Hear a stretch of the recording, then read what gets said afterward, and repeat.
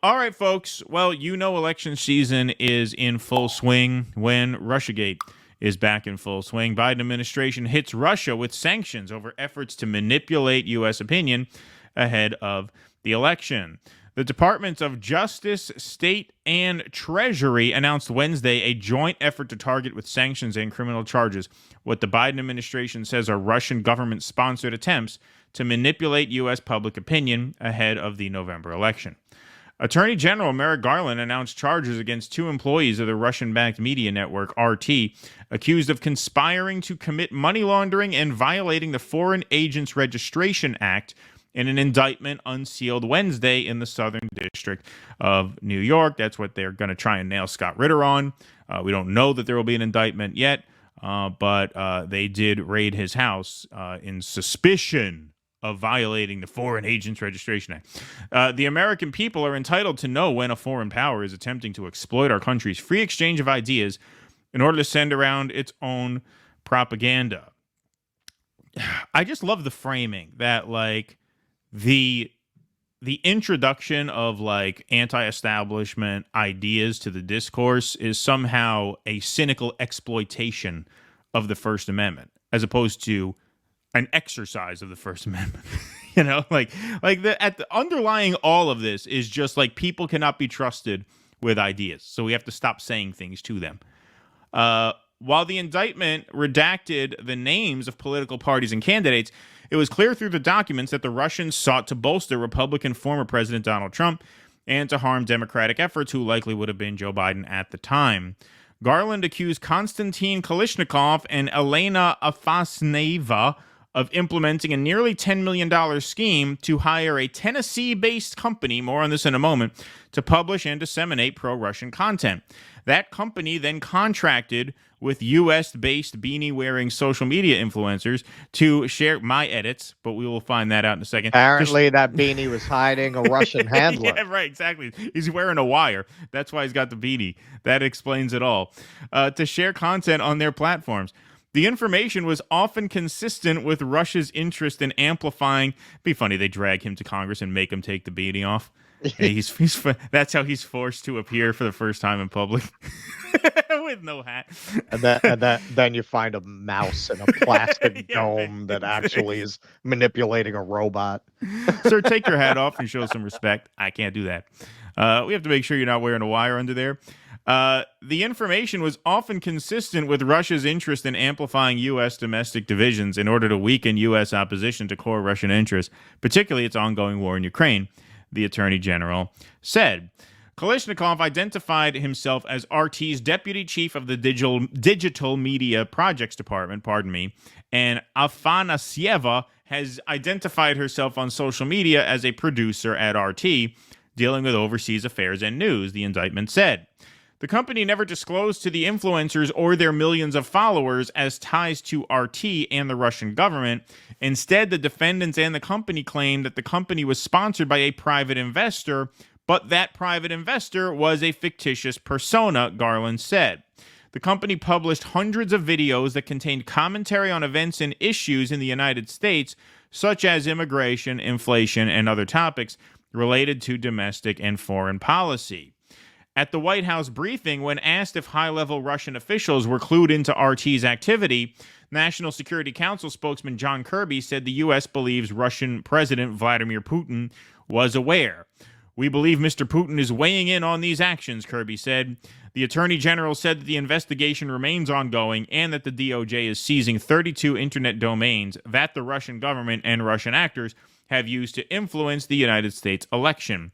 The Attorney General made clear that Iran has also been responsible for activities seeking to compromise former President Donald Trump's campaign in an effort to interfere with the election outcome. Okay, so this reporting was out there that a Tennessee-based company had been compromised, but then this outlet called the Daily Dot connected some dots, no pun intended here, and reported that media startup from Benny Johnson, Tim Pool, and Dave Rubin was secret Russian influence campaign indictment alleges. So if we look at this reporting here, a media startup from reactionary luminaries such as Tim Pool, Benny Johnson, Dave Rubin, Lauren Southern, and others secretly received funding from Russia, a new federal indictment alleges.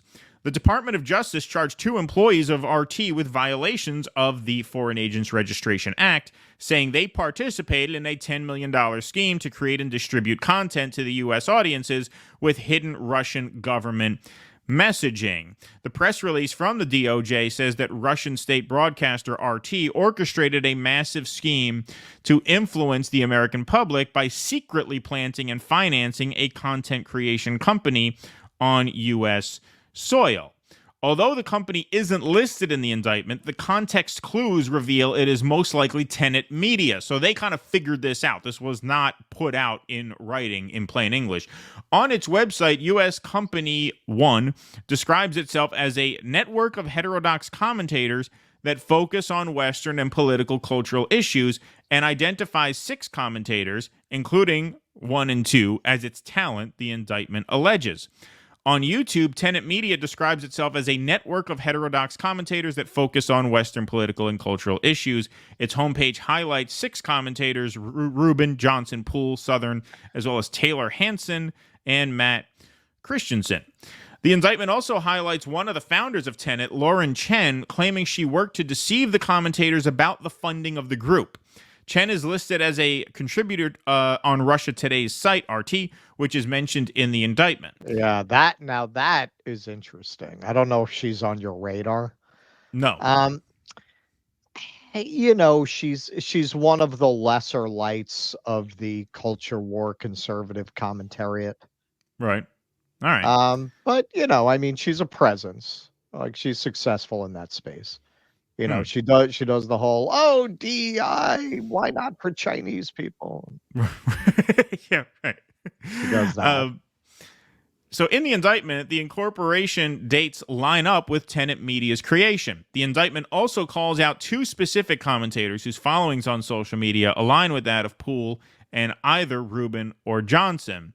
So what gives validity to this speculation is the fact that Tim Poole validated it.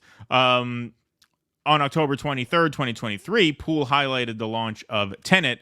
In a hype video, Poole said, "I worked for several massive corporate news organizations. What did I learn? They lie. Their agenda matters more than the truth." And when I say Tim Poole validated that, not only, yes, did he highlight the launch of Tenet, but he recently tweeted out in response to these indictments and the speculation, "My statement regarding allegations and the DOJ indictment." He might want to hire a lawyer because some of this phrasing is a bit crude. Trigger warning, folks. Should these allegations prove true, I, as well as the other personalities and commentators, were deceived and are victims. I cannot speak for anyone else at the company as to what they do or to what they are instructed. The Culture War podcast was licensed by Tenet Media. It existed well before any license agreement with Tenet, and it will continue to exist after any such agreement expires. The only change with the agreement was the location of the live broadcast, moved to Tenet's YouTube channel. I and TCW never produced any content for Tenet Media. Never at any point did anyone other than I have the full editorial control of the show, and the contents of the show are often apolitical. Examples include discussing spirituality, dating, and video games.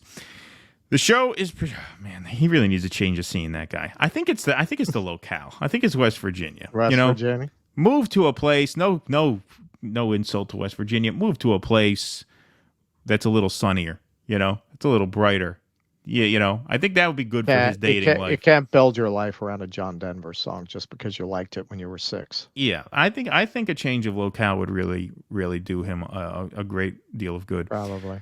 You know what I don't understand? You get better guests too, because really, I mean, to ask someone to fly out to the middle of the mountains and drive through a coal mine to get to is a bit of an imposition. He pays for that. I know he does. Yeah. But hey, Austin, Texas.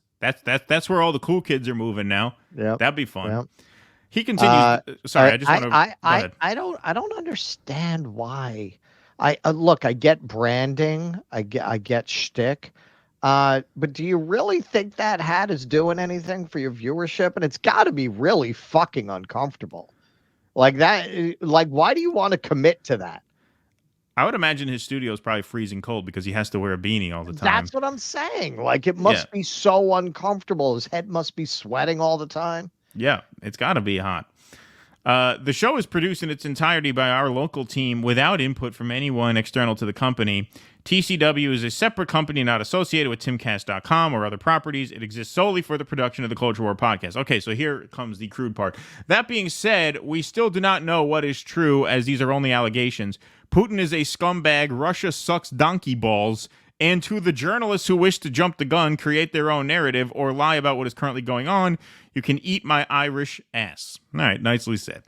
Now, look, I sympathize with him to a large extent, seriously, because, it's impossible. When you're in this space, you can't vet everyone who supports your program or supports your show, and especially if their point of contact was this Lauren Chen woman who you say is this pretty established media figure, right? That's very interesting that she was, according to the indictment, it's alleged that she was actively involved in covering up the source of the financing in recruiting others. That's how I read it, that she was using kind of her credibility in that space to recruit others to get on board. Yeah, I mean, it just strikes me as a very dangerous sort of forum because when you're in this space, it's really not possible to vet everyone who throws support your way. And when you see just how vicious the government can be to the point where the African People's Socialist Party is now on trial for sowing discord, helping Russia sow discord. So right. Well, that's why I say allegedly, because who knows? Well, yes, right. Well, that's what I mean. Like, you have to take into consideration that this is just a political hit. And of course, they're going to mention that, hey, we're trying to crack down on Iranian influence too, so that they don't look like it's a partisan thing. But like, it just seems like if they were going to trump up false accusations against someone, why her? She has the least audience of any of the people named. They'd go after Tim Pool if they want to trump up false charges, right? No, but this could be a way of trying to invalidate Tim Pool, trying to put the ick factor on these larger commentators. Look, if they can't get them, they can't get them. I mean, I believe that neither Tim Pool nor Dave Rubin knew anything about Russian influence on the show. I mean, it's absurd. You just kind of dismiss that out of hand. Look, these people create the content. I believe they have editorial control of the content. Sure. I believe they're not, reading scripts from anyone who's handing it to them. I mean, whether they're sincere in their politics, Dave Rubin is a big question mark, but they are sincere in their economic project and their business project. This is what we put out. This is what we get paid to say, so this is the kind of content we're going to do. I believe they take it upon themselves to do that. I don't think they are consciously under the influence of a foreign government. But they say that now. They will throw that on anybody now. They threw it on O'Malley. They're going to throw it at Scott Ritter. And now, if they don't have the evidence to indict Tim Pool and Dave Rubin, which it seems obvious they do not, that's straight from Merrick Garland's mouth that they do not, they could at least try and put the ick factor on them because, look, there are other ways that they can get people silenced without putting them in jail, right? If you can successfully attach Tim Pool's Culture War podcast or Dave Rubin's show to Russian misinformation, well, you can get them deplatformed in that way. RT got banned from YouTube after the Ukraine war started. Right. So, like, there's a way you can shut them down without indicting them as long as you have a bridge to some conspiracy. Right. They can then it doesn't even have to be a matter of government coercion. The big tech platforms could just take it upon themselves to censor them on that basis. And that's why I say it's very scary because who knows who anybody is? I mean, we have Patreon people sign up. They use a weird screen name. We don't know. And how can you vet everybody? It's not possible. Well, now we are taking a closer look at that monthly contribution from Olga Pestrikov for $5,000. That looked a little fishy. It looked a little fishy. Like $5,000 a month. Wow. She must really like our stuff. Yeah. With Lauren Chen, though, it kind of makes sense because she's the least successful of them. That if anyone would be compromisable, it would be her. Why would Dave Rubin or Tim Pool agree to get involved in something like that. There's no reason for them to do that. Yeah, no, look, I'm not saying it's not true or that it's true. What I'm saying is that these are very scary times in which these sorts of associations, if they can be validated in any sense, right, can be a pretext for, at the very least, censorship. That doesn't have to go through a court of law. That's the court of YouTube. That's the court of Apple, right? Right. And so, that is something to keep in mind, because now we are in the home stretch of the campaign. We are in the home stretch of the campaign where this stuff is going to start mattering a lot more. I mean, all of a sudden, this indictment comes out of nowhere right after Labor Day, right as the campaign is heating up. And again, I'm not saying it's true or not true. We don't know that. We don't have that evidence. We can't say that. But I'm just saying, on the creator level, yeah, is Tim Pool expected to know the source of these financing? No, that's why he's not being indicted. And to me, the risk is not that they'll be indicted or charged with a crime. The risk is that they'll be shut down. They'll be deplatformed, right? Yeah, exactly. Or suppressed or whatever. Or at the very least, just discredited for a reason that they really don't deserve. I mean, it really is not on them to police the source of their funding to such an extent as to, like, assume someone's identity is fake, right? Like, yeah, I mean, if you're having anonymous donations for tens of thousands of dollars flood in, yeah, that's a red flag. It's reasonable to expect you to look into that. But no, they're saying this person, they used a fake name, and they signed a contract with this U.S.-based company, Tenet Media. I mean, at that point, they've done the kind of due diligence you would expect. Like, to punish them beyond that seems like a smear. Well, sure. And I don't even like Dave Rubin. Yeah, that's never stopped them before. Yeah. And this is where, if speech is a primary issue for you, in the end, yeah, I think a Harris administration will be worse for speech, because this kind of shit is going to get cranked up to 11. Well, yeah, sure. Yeah, and this it kind is of shit. Sure. it is not that we're saying Donald Trump is a great champion of speech. Cracking down on pro-Palestine protesters. Honestly, I don't know that it's going to be worse. I really don't, because they're going in that direction under this regime as well. But certainly it won't be good. It's not like Trump's going to go in there and suddenly respect the rights of pro-Palestine voices. Right. But this kind of shit, no, I don't think you're going to see this under Trump. Yeah, no, I think you're right about that. I think you are correct about that. Please clap.